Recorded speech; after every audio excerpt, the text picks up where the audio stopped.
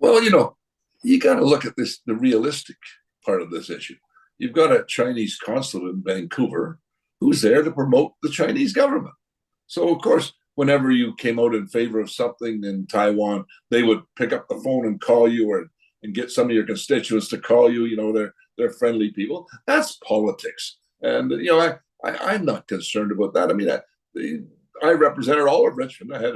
My riding originally was all of Richmond, all of Delta, and half of Burnaby. You couldn't even get to the Burnaby part without going through two other constituencies on either side. That's the Eastern guys who designed the ridings in those days.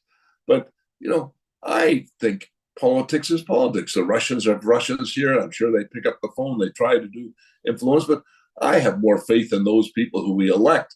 I mean, somebody wants to phone me up and complain about the fact I don't agree with something from China. Please phone me and tell me. I don't care if you're Chinese or Canadian. Tell me what you think.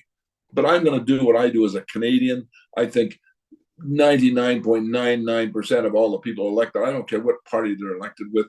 And I used to go to schools all the time, say, I don't care what party you join, NDP, Liberal, Conservative, but get involved. Be involved in politics in your country and do what you do as a Canadian. If Chinese are going to be here to promote China, hey, that's their job. The Russians promote Russia. The Americans promote America. I mean, we just watched the President of the United States come up. He was great. He was great, pro-Canadian. Well, that's because he's visiting Canada. He wasn't speaking in Washington. And, that's life in politics.